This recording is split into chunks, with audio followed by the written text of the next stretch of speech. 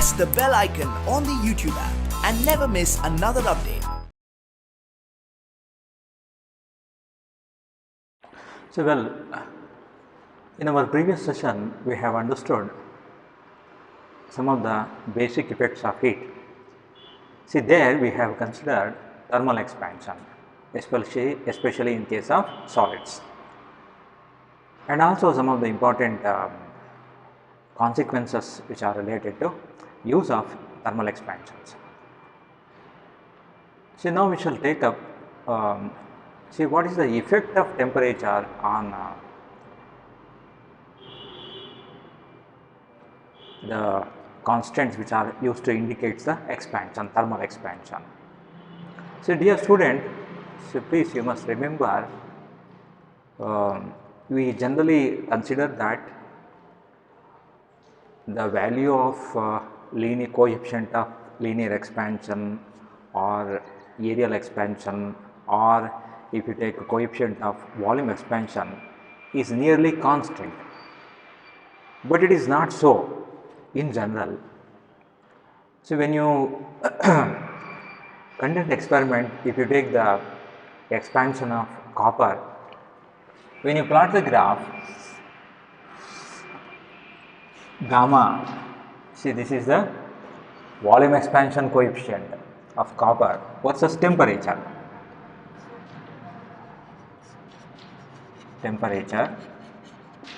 in Kelvin.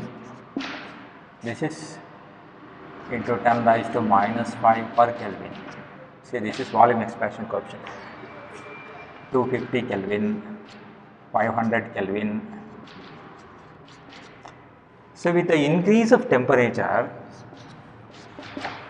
so you will find that initially the value of gamma or volume expansion coefficient also increases, and at higher temperatures it almost constant. Okay. So, at lower temperature you will see certain variation, only at higher temperature it will be a constant. So, therefore, under normal conditions they seem to be constant. See, but with a larger variation of temperature you will be finding that there will be slight increase, and only at higher temperature it becomes constant. Alright. And we have also understood see how we have incorporated the effect of expansion in certain applications. For example, see if you take this bimetallic strip, see this is called bimetallic strip. See here you are seeing on one side there is a brass strip, another side there is a aluminum strip. Okay. See, they are of same length and having same dimension, which are riveted like this, which are riveted, see which are being properly riveted. So, when you supply heat to this, you know that the linear expansion of aluminum is greater than that of linear expansion of brass. For aluminum it is about 2.5 into 10 raised to minus 5 per Kelvin. For brass 1.8 into 10 raised to minus 5 Kelvin.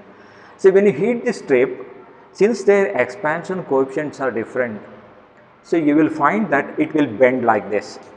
So, it will bend in such a way that the bending will be like this. There are two strips, one is aluminum, another one brass. This is brass, this is aluminum. See here, the one which is having larger value for linear expansion coefficient is always convex towards outside. Okay, outside. Suppose if you take this as this is having linear expansion coefficient alpha 2, and this is having linear expansion coefficient alpha 1, and if you want to calculate what is the radius of curvature, see then radius of curvature is given by the relation r is equal to d divided by alpha 2 minus alpha 1 into delta t, where delta t represents the change in temperature. Change in temperature, d refers to thickness of the strip. and alpha 2, alpha 1 are the coefficient of linear expansion for aluminum and brass. If you take aluminum and iron, in that case also, see aluminum on the outer side, okay, iron will be in the inner side. If you take brass and iron, brass will be outer side because brass is having 1.8 into 10 raised to minus 5 per Kelvin, and iron is having 1.2 into 10 raised to minus. So therefore, if you take brass and iron, brass will be convex. See, it will be expanded much faster compared to iron. Therefore, see, it will be convex outwards. See, in entrance examination, they ask you to calculate what is the radius of curvature due to bending. See, this bimetallic strip has got plenty of applications. So, in older days, electric iron box, they used to make use of bimetallic strips. See, automatic on and off of the system containing a bimetallic strip. Even in desiccator, they were making use of a bimetallic strip. Okay.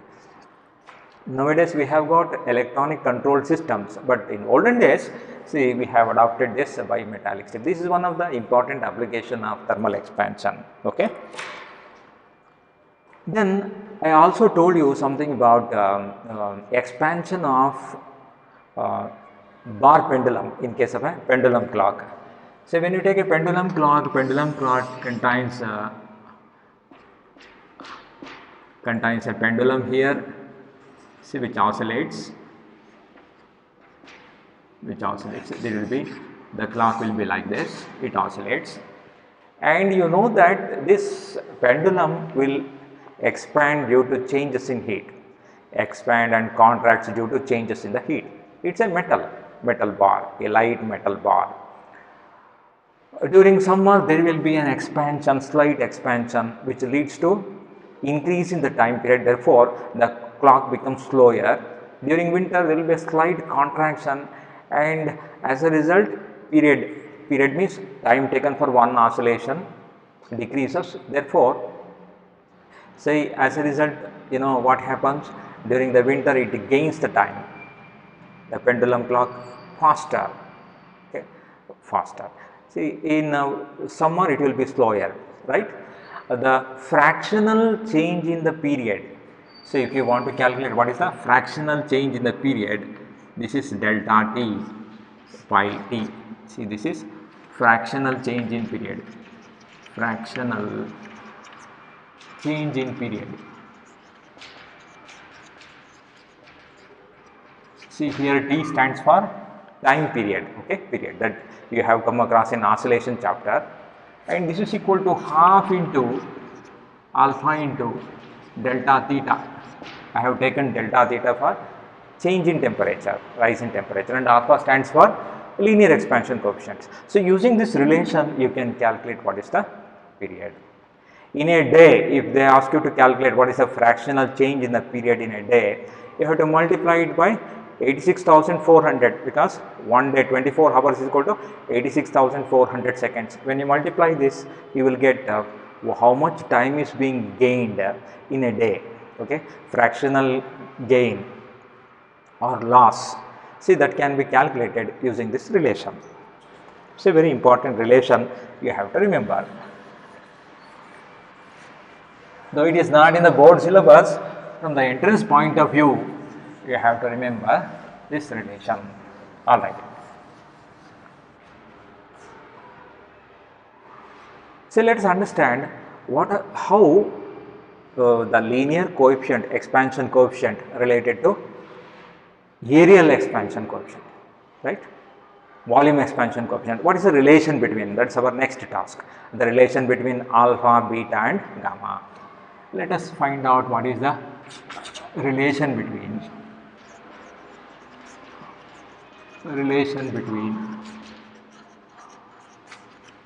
alpha and beta,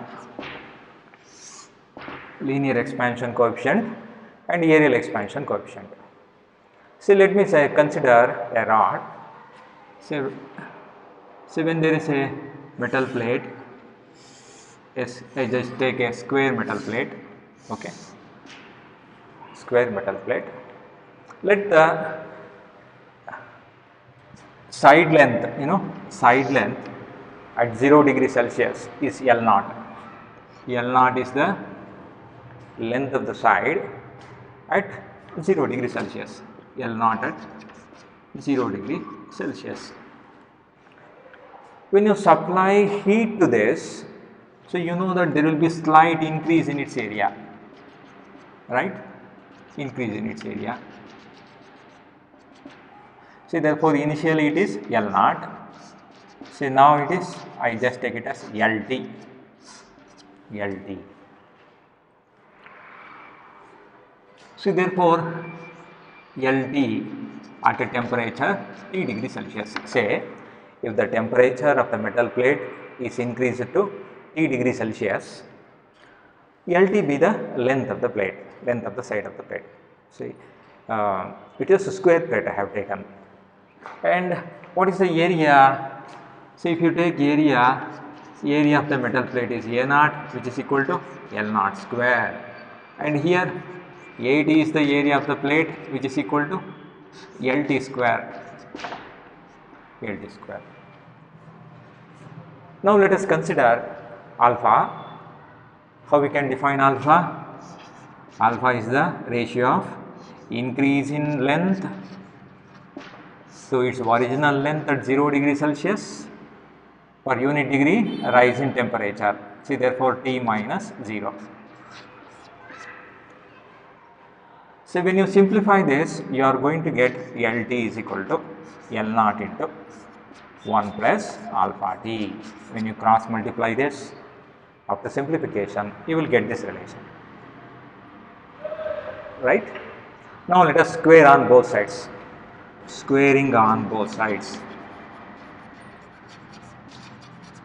Squaring on both sides. So, LT square is equal to L naught square 1 plus alpha T whole square. LT square. What is LT square? AT. I take it as AT. See, this is A naught. A naught. And when you expand this, 1 plus alpha square into T square plus 2 alpha T. Since alpha is very small, you know that what is the value of alpha? It is of the order 10 raised to minus 5. Okay. When you square it, it will be 10 raised to minus 10. Alpha itself is very small. When you square it, its value becomes negligibly small. Therefore, I just neglect this term. Okay. See, therefore, this is approximately AT is equal to A naught into 1 plus 2 alpha T. Okay. I just call this as equation 1. See, but you know that the relation between area and areal expansion coefficient is given by beta is equal to AT minus A naught divided by A naught into T, or we can write AT is equal to A naught into 1 plus beta T. Okay. Areal expansion coefficient may be defined as the ratio of increase in area to its original area, increase in area of the plate to its original area at 0 degree Celsius per unit degree rise in temperature. So, therefore, you have this relation, and from this on simplification you will get this. Okay. Now, compare equation 1 and 2. When you compare equation 1 and 2, you are get from 1 and 2. So, you can get this A naught into 1 plus beta T is equal to A naught into 1 plus 2 alpha T. Now, on simplification, you are going to get beta is equal to 2 alpha. So, therefore,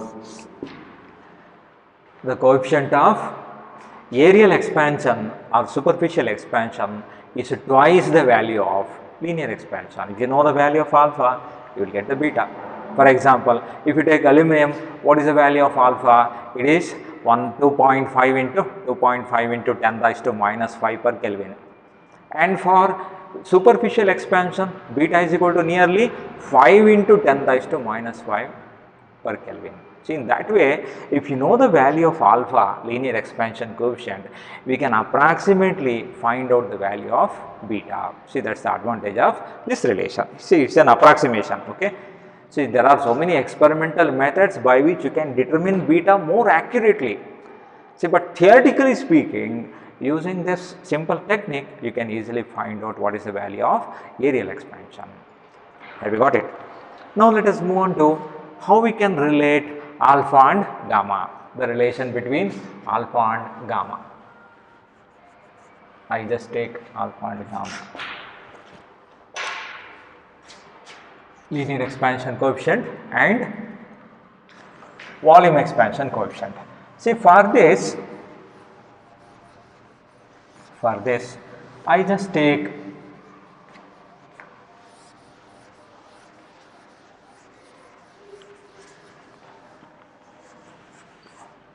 a cube.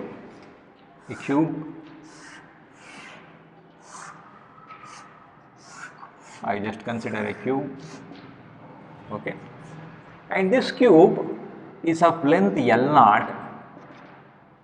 This cube is of length L0 at a temperature 0 degree Celsius.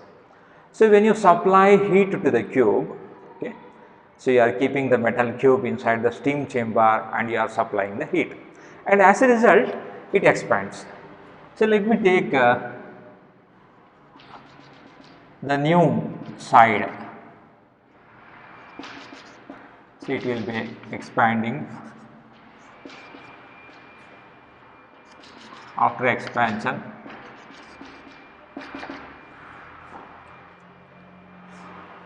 the length becomes L0, LT. Initially it was L0. So, before supplying the heat to the cube, the side length is L0. After supplying heat, length of the cube becomes LT, right? Now, we shall consider the volume. Initially at 0 degree Celsius, what is the volume? Volume, I take it as a V0, this is equal to L0 cube. When the temperature increases by T degree Celsius, what is the volume now? Vt is equal to LT cube, okay. Already, see, we know that relation between length and linear expansion coefficient is given by LT is equal to L0 into 1 plus alpha T. This is known to us. Now, you just cubing on both sides, cubing on both sides. See, therefore, LT cube is equal to L0 cube into 1 plus alpha T whole cube. What is LT cube? See, LT cube is Vt. Vt is equal to V0 into, now you just expand this, 1 cube plus alpha cube T cube, okay, plus 3 alpha T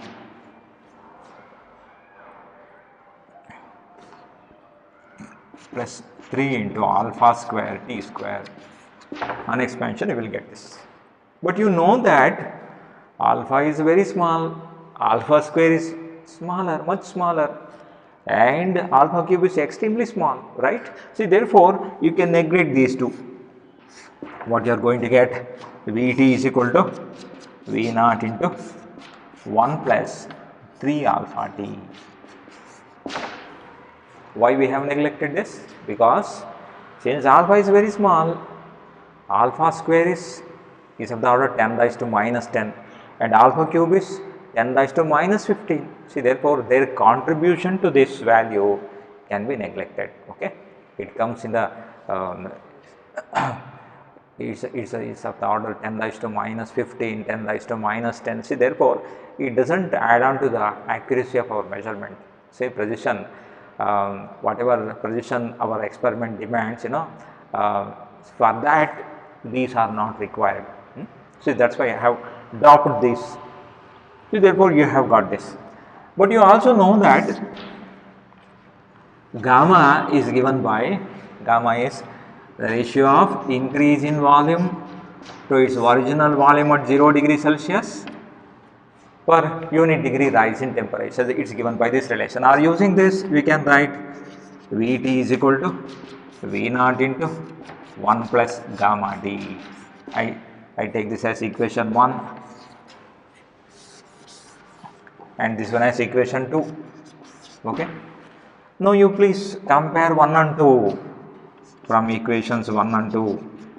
1 and 2, you are going to get V naught into 1 plus gamma t is equal to V naught into 1 plus 3 alpha t. Right? See, therefore, say V naught got cancelled, 1 also got cancelled, therefore gamma is equal to 3 alpha.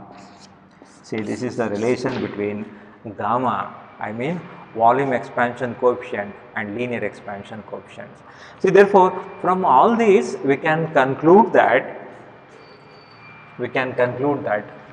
alpha is to beta is to gamma is equal to 1 is to 2 is to 3.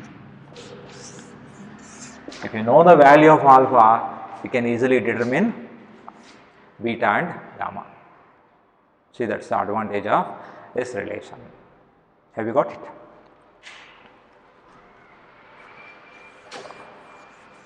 See, knowing of all this, let us move on to expansion in case of liquids and gases.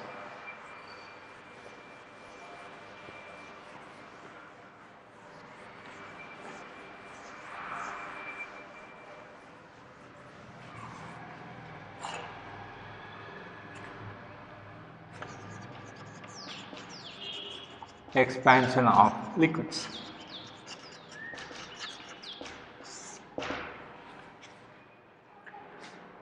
So, you know that liquids are not having shape of their own. See, they acquire the shape of the container, right? So, when you take a liquid in a container and supply heat to it, heat will be first absorbed by the container. So, later on the heat is being transferred to the liquid by convection process, right? See, therefore, to calculate real expansion of a liquid, you have to consider expansion of the container and expansion of the liquid, right? Along with the expansion of the liquid, you must take into consideration of volume expansion of the container.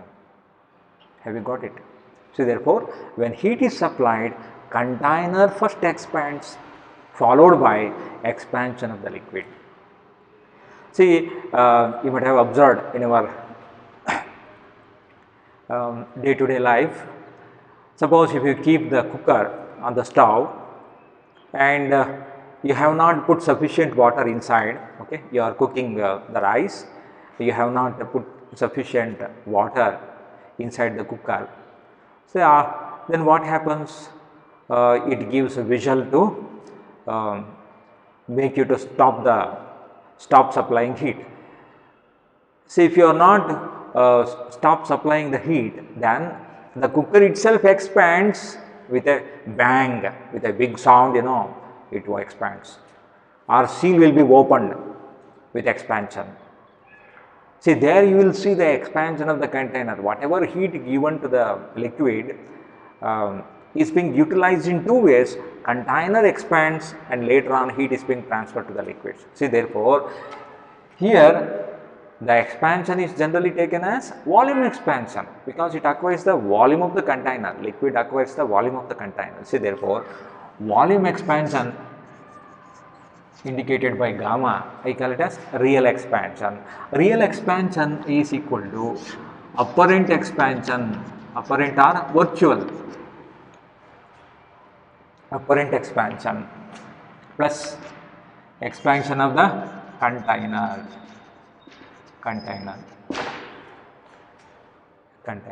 So, when you add them, you will get real expansion. But actually apparent expansion, same thing, apparent means virtual. See, this is equal to increase in volume to its original volume per unit degree rise in temperature. And this is also the same thing, container. See, this is also increase in volume to original volume per unit degree rise in temperature. This related to container, this related to the liquid. When you add them, you will get the real expansion. Okay. When you supply heat to the liquid taken in a container, after a certain interval of time, liquid started boiling. Its level rises inside the container. It is a expansion. It's a expansion. Have you got it? Alright. Now, let us take in particular expansion of water. Okay. See, it's a very interesting thing.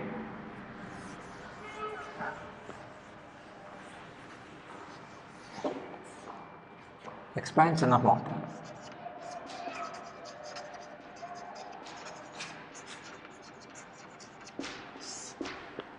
So now let us take water in a container. Water in a container. Let its temperature is 0 degree Celsius.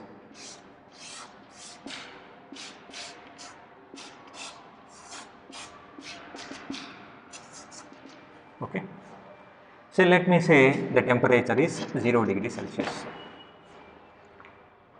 So when you gradually supplying heat, as the temperature of water increases from 0 degree to 4 degree Celsius, especially in this range from 0 degree Celsius to 4 degree Celsius, you will find that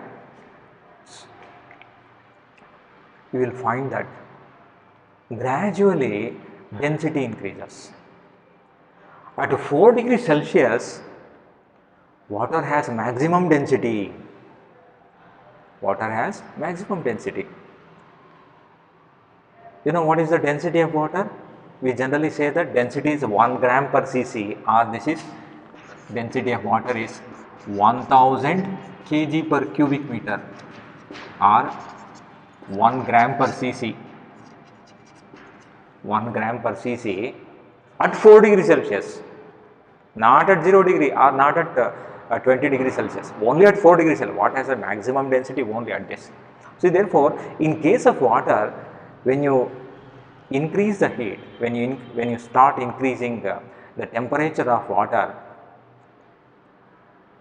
by supplying heat to it, from 0 degree to 4 degrees Celsius, water contracts instead of expansion. In all other liquids, with increase in temperature, liquid starts expanding.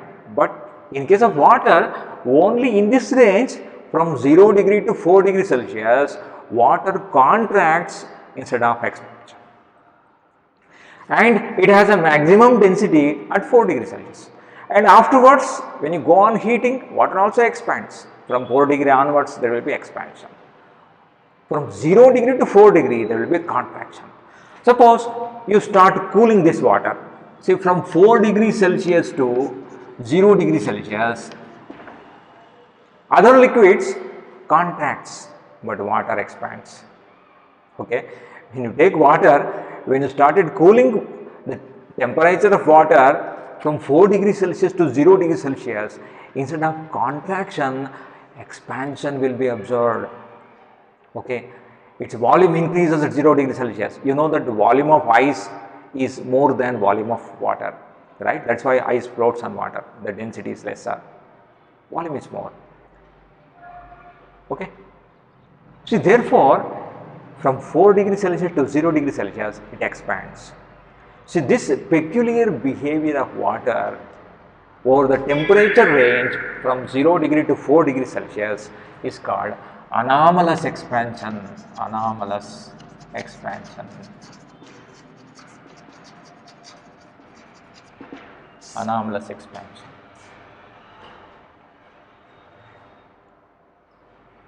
Even natural rubber also shows this property. But water is a universal solvent and it has a unique property of anomalous expansion.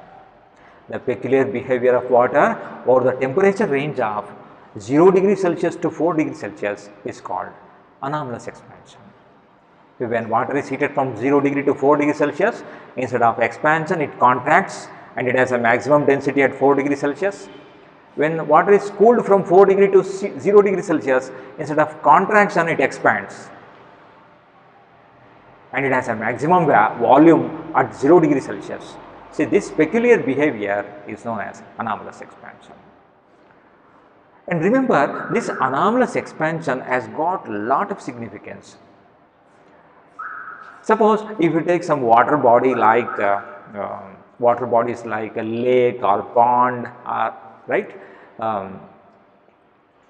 Suppose if the temperature around the lake started decreasing,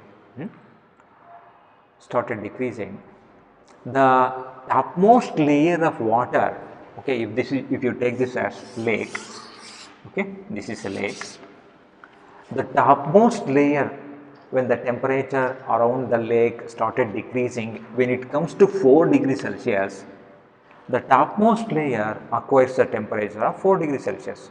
So therefore it becomes denser, these molecules became denser, and these dense molecules started sinking inside and reaches the bottom, and less denser molecules will come up to the surface. See, therefore, as the temperature around the lake reaches 4 degrees Celsius, the molecules on the surface of the lake acquires 4 degrees Celsius, and these molecules became denser due to anomalous expansion, and it sank inside and settled at the bottom. Less denser molecules comes up, right? If the temperature around the lake decreases to 3 degrees Celsius, 2 degrees Celsius, 1 degree Celsius, like that, when it reaches 0 degrees Celsius, the topmost layer got freezed out because their temperature is 0 degrees Celsius. When it reaches 0, temperature becomes 0. See, therefore, ice will be covered on the top surface, but there will be water below the ice. There will be water. And you also know that ice is a bad conductor. See, therefore, there is no exchange of heat from water inside to the outside the lake across the ice layer. See, therefore, this will prevent the entire column of water inside the lake got freezed out. See, therefore, there will be water below the ice. Though there may be a thickness of few meters, if the temperature is very, very low, minus 40 degrees Celsius, still there will be a thickness of few meters, but below that there will be water. See, this saves the aquatic life. Aquatic animals and plants are being saved. See, this is a boon for them. See, this is the greater significance of anomalous expansion of water. See, therefore, if you take a Dal Lake in Kashmir, so during the winter, the top layer got freezed out. There will be water below. See, this is the advantage of anomalous expansion of water.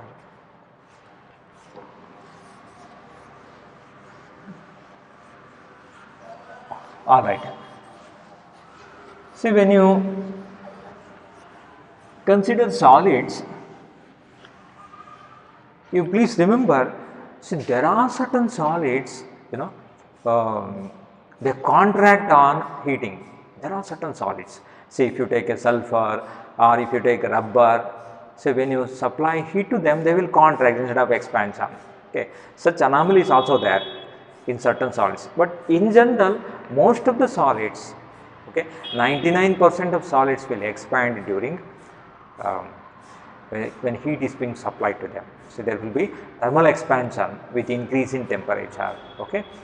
So now we shall move on to expansion of gases. Expansion of gases.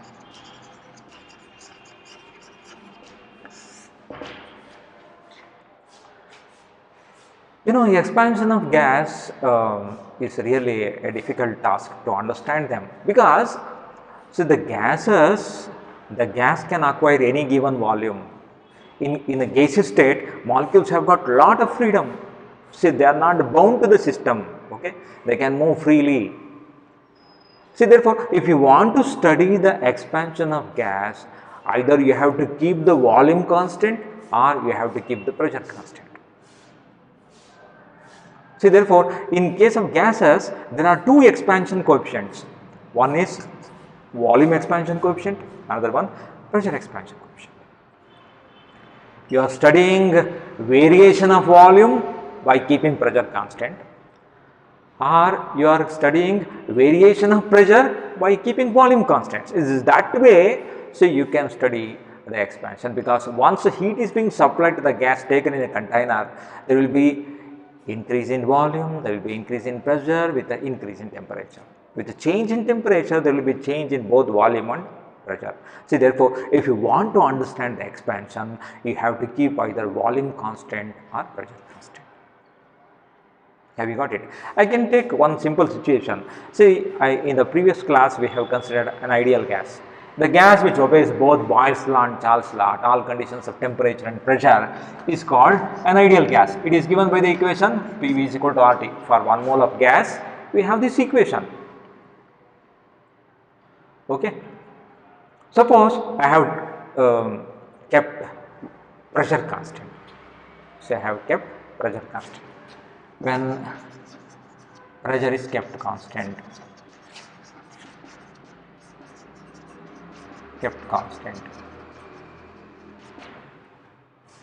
with increase in temperature, volume changes. See, therefore, P into delta V. Delta V is the change in volume because pressure is constant. R is universal constant, that is known to you. Increase in temperature is delta T. Now, let me take this equation 1, this is equation 2. I have taken 1 mole of gas. Okay, if you have taken n mole, n into RT, n into R into delta T. See, that I have taken only 1 mole. N mole is also n, where n represents the number of moles.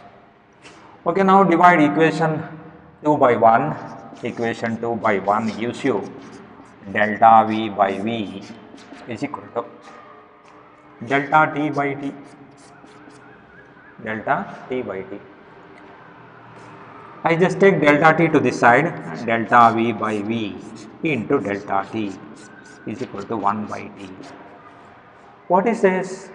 See, this is nothing but increase in volume to its original volume, increase in volume of a gas to its original volume per unit degree rise in temperature, that is given by gamma, volume expansion coefficient, and this is equal to 1 by T. See, therefore, in case of gases, you will be finding that gamma depends on the temperature. Gamma depends on temperature. As temperature increases, gamma decreases. Volume expansion. See, in case of solids, you have found that at higher temperature, gamma is almost constant. But in case of gases, with increase in temperature, gamma value decreases. Have you got it? Okay. See, we shall understand the expansion of gases in detail when we go to kinetic theory. Okay. There we will consider both pressure expansion coefficient or volume expansion coefficient. Right?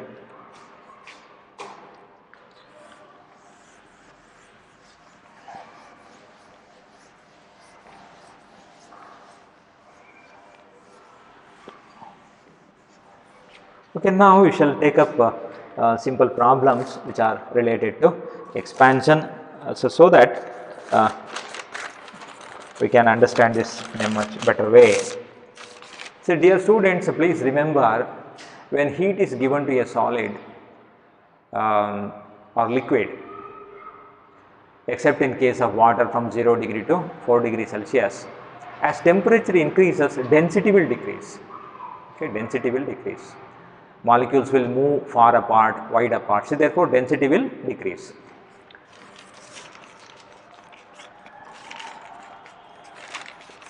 Coefficient of, example, the coefficient of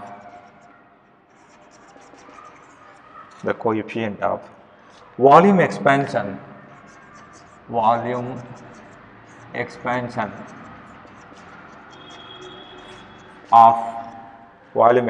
of glycerin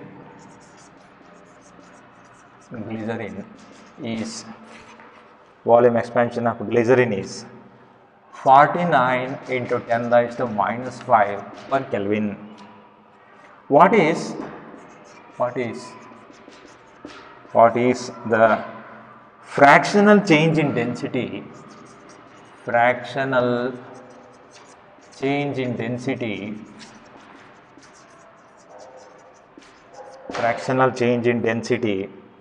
for 30 degree Celsius rise in temperature.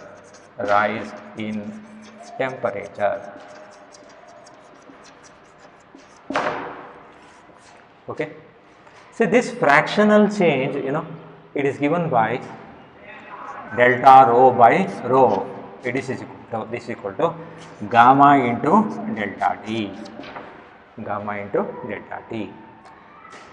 And here, actually, you may ask how we got this relation. This is rho T.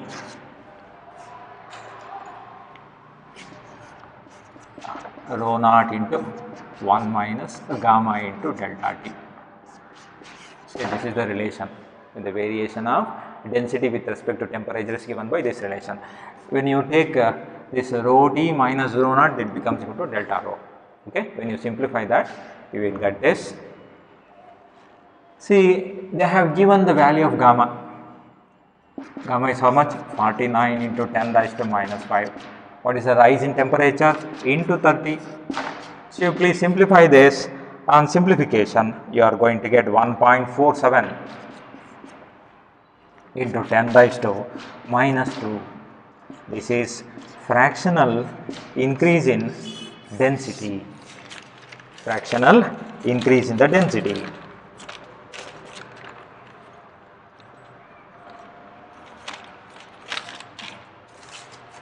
Okay.